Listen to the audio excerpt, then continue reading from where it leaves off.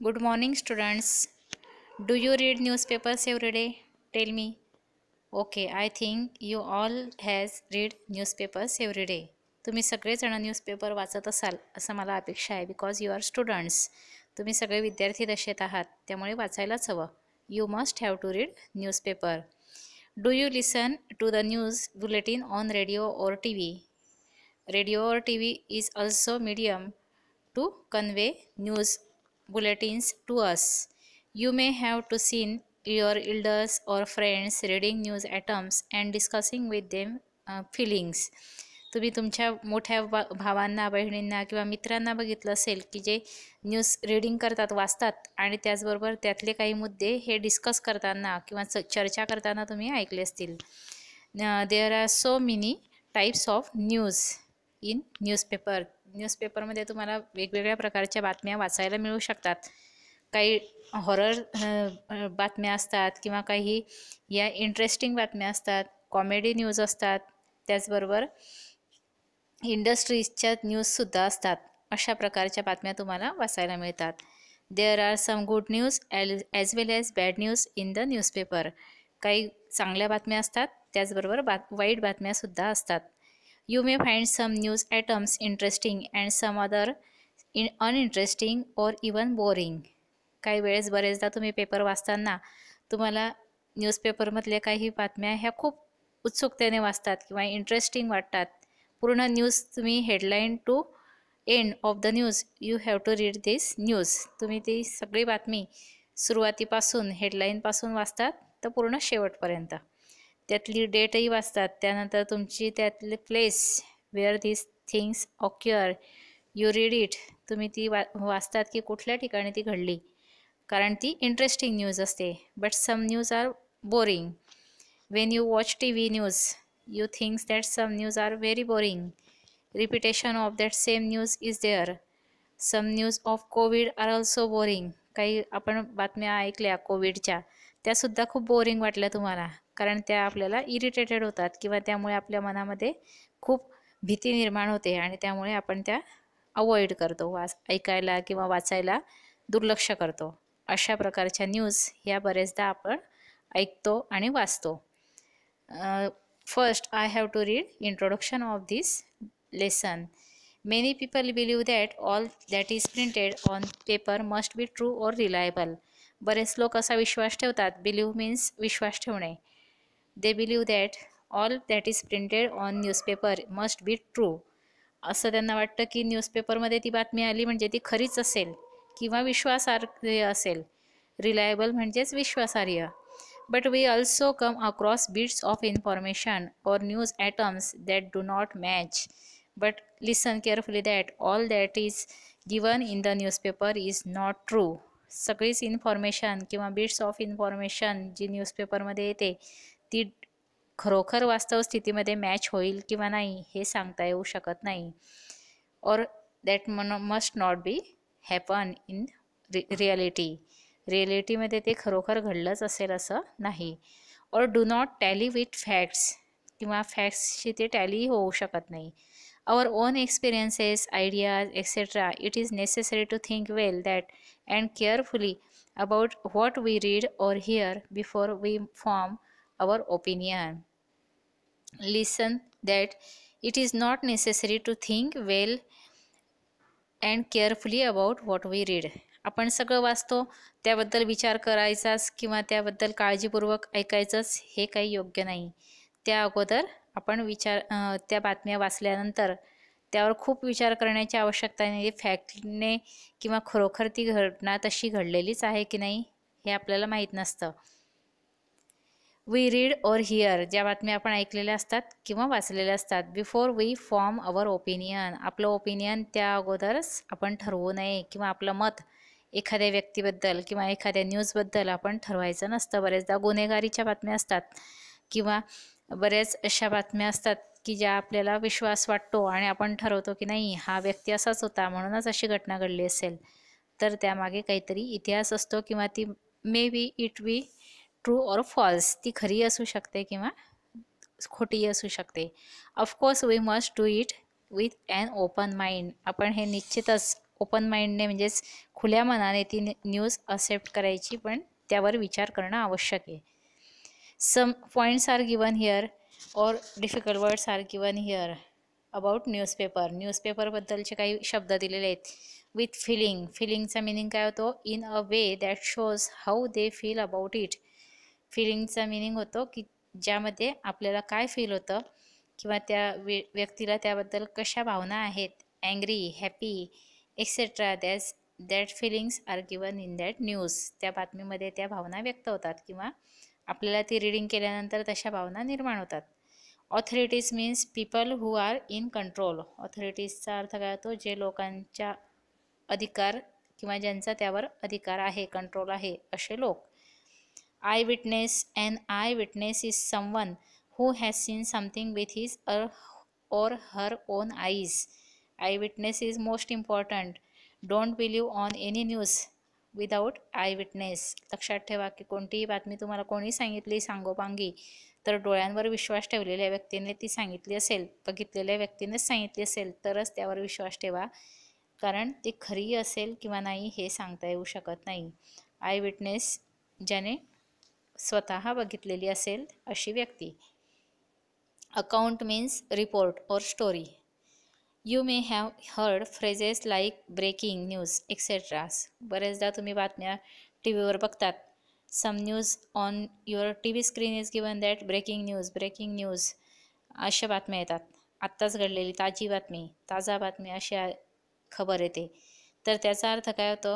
What other adjective do people use for news. आणखी अशा काही adjectives in this title breaking news.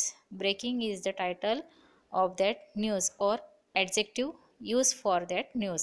लक्षात घ्या, विशेषण येते, ते विशेषण त्या बातमीसाठी वापरलं जातं, कारण ती घटना लगेच घडलेली असते, अगोदरच घडलेली असते आणि ती लोकांचं अट्रॅक्शन करण्यासाठी, ध्यान केंद्रित करण्यासाठी त्यांनी ब्रेकिंग न्यूज असं ॲडजेक्टिव्ह वापरलेलं असतं. आता आपण फर्स्ट न्यूज जी आहे एची, ती मी रीड करते आणि ती तुम्हाला एक्सप्लेन करून देते. न्यूज ॲनालिसिस, बातमीचा सादरीकरण किंवा संक्षिप्तीकरण.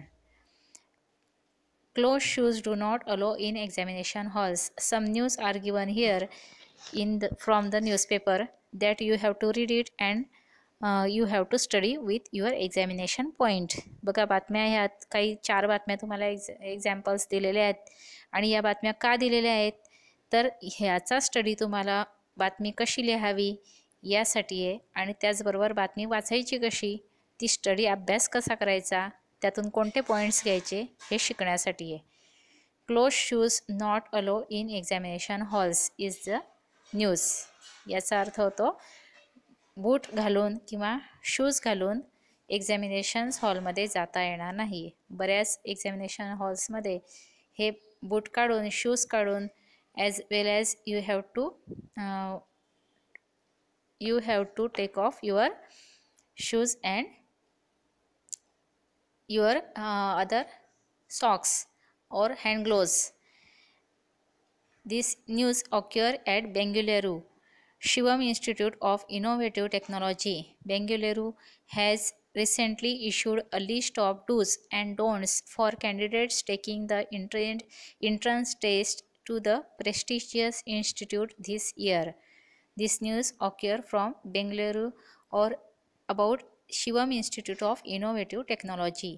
शिवम इन्स्टिट्यूटची ही बातमी आहे आणि त्यामध्ये डूज और डोंट्स हे कॅन्डिडेट्सला त्यांनी एंट्रन्स एक्झामसाठी काही टाकलेले होते आणि ते डूज अँड डोंट्स म्हणजे हे करून येऊ नका किंवा ते करा असे काही लिस्ट टाकली होती. ती बातमी या पेपरमध्ये आलेली आहे. Because this is an entrance test to the prestigious institute this year. The candidates will not be allowed to enter the examination hall wearing closed shoes, boots, even socks. Candidates जे उमेदवार हजर असतील त्या उमेदवारांना एक्झामिनेशन हॉलमध्ये बूट घालून किंवा त्याचबरोबर बूट्स, शूज अँड सॉक्स आणि सॉक्स घालून येऊ नये अशी मनाई केलेली होती. Other items which will not be allowed inside mobile phones, microphones, earplugs, calculators and other electronic gadgets pouches, printed or blank papers, and even pens. Other some items are also rejected or they have not been taken with the candidate. काही आणखी काही घटक होते की ते त्या कॅन्डिडेटने घेऊन जायचे नव्हते. ते कोणते होते? विल नॉट अलाउड म्हटलेलं आहे म्हणजे परवानगी नाही. Mobile phone, microphones, ear plugs, calculators and other electronic gadgets. Electronic कोणत्याही वस्तू, त्याचबरोबर mobile phone, ear plug, microphones आणि कॅल्क्युलेटर. आणि पाउचेस म्हणजेच काय तर तुमचं पेन वगैरे ठेवण्याचे पाऊच. प्रिंटेड और blank papers are also not allowed. Pens are also not allowed. पेनसुद्धा घेऊन जायचे नव्हते. आता बऱ्याच एक्झामिनेशन्सला पेनसुद्धा अलाउ केले जात नाही. जो असतो किंवा जो इन्व्हिजिलेटर असतो तोच पेन प्रोव्हाइड करतो. म्हणजे जो तुमचा परीक्षक असेल तो तुम्हाला पेन देतो. The pens will be provided in the hall by the invigilator. आणि पेन्ससुद्धा इन्व्हिजिलेटर्स प्रोव्हाइड करणार आहेत. त्यामुळे विद्यार्थ्याने कॅन्डिडेटने काय करायचं, फक्त तुमचं एंट्रन्स तिकीट घेऊन किंवा एंट्रन्स तुमचं जे सीट नंबर असेल त्याचं हॉल तिकीट घेऊन तुम्ही एक्झामला जायचं आहे, अशी ती न्यूज पेपरमध्ये आलेली होती. आणि आता या न्यूज केअरफुली रीड केल्यानंतर तुम्हाला काही क्वेश्चन्स खाली दिलेले आहेत. सी हिअर फर्स्ट टायटल और main title is close shoes not allowed in the examination halls. लक्षात घ्या, कोणतीही बातमी लिहिताना मेन टायटल असतं मोठ्या अक्षरात, ब्रॉड लेटरमध्ये लिहिलेलं असतं किंवा मोठ्या अक्षरात लिहिलेलं असतं, ते असतं main title. Then place of the happening thing is given under it or date is also given. काही ठिकाणी बातमी असते, तिथं तारीख लिहिलेली असते, डेट दिलेली असते आणि कुठे घटना घडली ते दिलेलं असतं. आणि शॉर्टकटमध्ये नंतर पुढची बातमी असते. त्यामुळे बातमी लिहिताना किंवा news, whenever you have to read और write news, you have to write first main title और मेन न्यूज ॲट फर्स्ट, और दॅट इज कॉल्ड हेडलाईन. तुम्हाला ती हेडलाईन अगोदर लिहावी लागणार आहे. Then write place of that happening, जिथं ती घटना घडली त्याचं प्लेस लिहा, थिंग लिहा. फॉर एक्झाम्पल मुंबई, दिल्ली अशी तुम्हाला बातमीच्या खाली लगेच गावाचं नाव दिलेलं असतं. अशा बातम्या आपण रोज मराठीमध्ये सुद्धा वाचतो, त्याच इंग्लिशमध्ये रीडिंग करण्याचा प्रयत्न करा. Some questions, 4 questions are given here. I have to read it and explain it. बघा खाली काही क्वेश्चन्स दिलेले आहेत. What is the meaning of issue, candidates and invigilators. या तिघही शब्दांचे अर्थ, मिनिंग तुम्हाला लिहायचे. यू हॅव टू राईट और टेल मिनिंग ऑफ इश्यूड. इश्यूडचा अर्थ काय होणार इथं? इश्यूड म्हणजेच प्रसिद्ध करणे. कॅन्डिडेट्स विद्यार्थी किंवा उमेदवार. अँड इन्व्हिजिलेटर्स म्हणजेच परीक्षक, जे तुमचे परीक्षा देताना तुमचं निरीक्षण करणार आहे, त्याला आपण काय म्हणतो? इन्व्हिजिलेटर्स. आता ह्याचा अर्थ तुम्ही मराठीमध्ये किंवा इंग्लिशमध्ये ट्रान्सलेट करून लिहा. Second question is who is conducting the test. Test कोण कंडक्ट करतं आहे? अशा प्रकारचे प्रश्न तुम्हाला न्यूज रीडिंग केल्यानंतर स्वतःला त्याचे बनवता यायला हवे आणि त्याचबरोबर त्याचे ॲन्सर्सही लिहिता यायला हवे.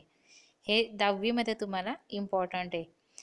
दिस test is conducting by Shivam institute of innovative technology, Bengaluru.